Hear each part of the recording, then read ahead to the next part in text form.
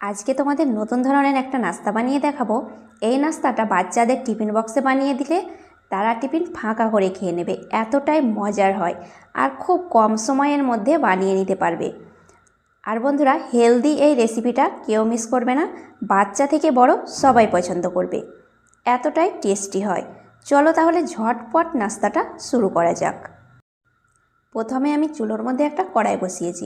কড়াইয়ের মধ্যে দিয়ে দিলাম 1 কাপ পরিমাণে জল, আর জলের মধ্যে দিয়ে দিচ্ছি স্বাদমতো লবণ।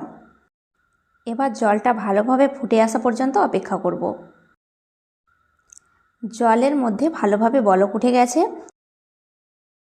এবার দিয়ে দিচ্ছি 1 কাপ পরিমাণে রোল ময়দা। তোমরা গমের আটা বা গমের আটা ময়দা দুটো মিক্স করেও বানাতে পারো।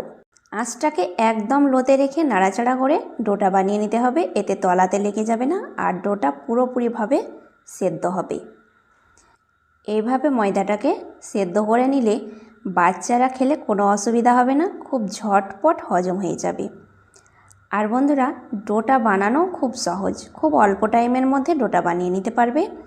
দেখো, ডোটা প্যান থেকে ছেড়ে আসছিল, সেই সময় আমি উঠিয়ে নিলাম, ঠান্ডা হতে দেব কিছুক্ষণ। এরই মাঝে পুরটা বানিয়ে নিচ্ছি। পুর বানানোর জন্য একটা প্যান বসিয়েছি, প্যানের মধ্যে 3 চামচ পরিমাণে দিয়ে দিলাম সাদা তেল। তেলটাকে একটু ভালোভাবে গরম করে নেব। তারপর দিয়ে দিচ্ছি একটা ডিম। আমি এখানে একটা ডিম নিয়েছি, তোমরা একটা থেকে দুটো ব্যবহার করতে পারো। এবার ডিমের হলুদ অংশটাকে একটু ভেঙে নিলাম। এরপরে দিয়ে দিচ্ছি কিছু পরিমাণে গাজর গ্রেট। গাজরটাকে একদম মিহি করে গ্রেট করে নিয়েছি। অনেক বাচ্চারা আছে গাজর খেতে পছন্দ করে না, এইভাবে ডিমের সাথে পুর বানিয়ে দিলে তারা ঝটপট আঙুল চেটে খেয়ে নেবে। 1/4 চা চামচ দিলাম গোলমরিচের গুঁড়ো আর আধা চা চামচ লবণ।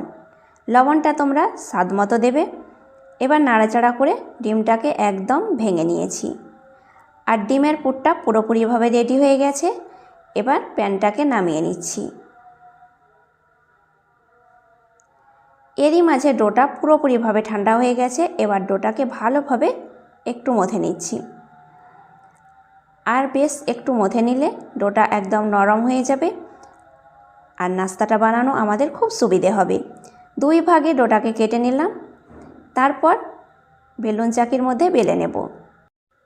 ডোটাকে প্রথমে গোল করে নিচ্ছি, তারপরে নর্মাল রুটি পরোটা বেলার মতো বেলে নিতে হবে, কিন্তু রুটির মতো পাতলা করে বেললে হবে না, একটু মোটা আকারে রুটিটাকে বেলে নিতে হবে। কতটুকু মোটা আকারে রুটিটাকে বেলতে হবে অবশ্যই দেখো বন্ধুরা, পুরো ভিডিওটা দেখবে, তাহলে ঝটপট তোমরা বানিয়ে নিতে পারবে আর বানানো খুব সহজ মনে হবে।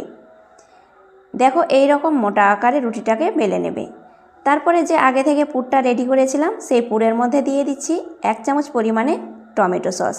বাচ্চারা টমেটো সস খেতে ভীষণই পছন্দ করে, আর এইভাবে পুরের সঙ্গে 1 চামচ সস অ্যাড করে দিলে নাস্তাটার স্বাদ বহুগুণ বেড়ে যায়।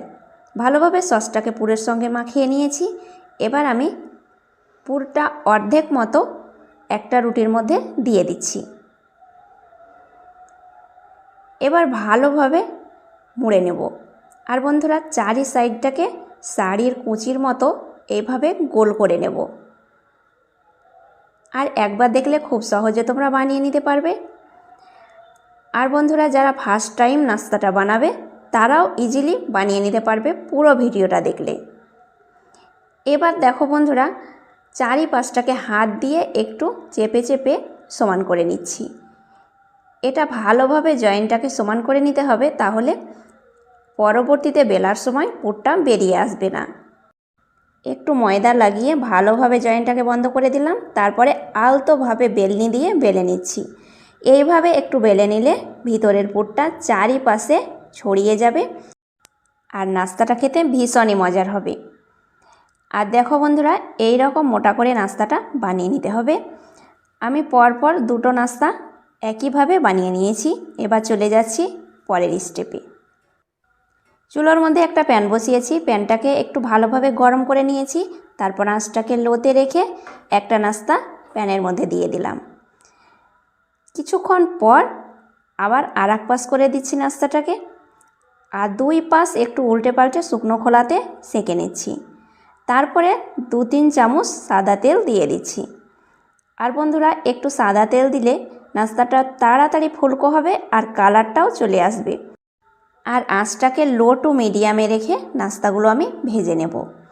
এই ভিডিওটা আশা করছি তোমাদের সবার ভালো লাগবে। আর বন্ধুরা, এই ভিডিওটা ভালো লেগে থাকলে অবশ্যই একটা লাইক করবে, আর নতুন বন্ধু যোগ হয়ে থাকলে চ্যানেলটাকে সাবস্ক্রাইব করে বন্ধু হয়ে থাকবে। আর বন্ধুরা, ফেসবুক পেজ থেকে দেখলে পেজটা ফলো করবে। আর নাস্তাটাকে 2 পাশ উল্টে পাল্টে এইভাবে কালার করে ভেজে নিলে খেতে ভালো লাগবে আর দেখতেও ভালো লাগবে। নাস্তাটা আমার ভাজা হয়ে গেছে, এবার একটা প্লেটের মধ্যে উঠিয়ে নিচ্ছি। আর একইভাবে দুটো নাস্তা আমি ভেজে নিয়েছি। এবার পরিবেশন করার পালা। দেখো বন্ধুরা কতটা সুন্দর হয়েছে। আর এই রকম নরম তুলতুলে নাস্তাগুলো বানিয়ে দেবে বাচ্চাদের, ভীষণই পছন্দ করবে। শুধু বাচ্চা নয়, দাদু থেকে দিদা, ছোট থেকে বড় সবাই পছন্দ করবে।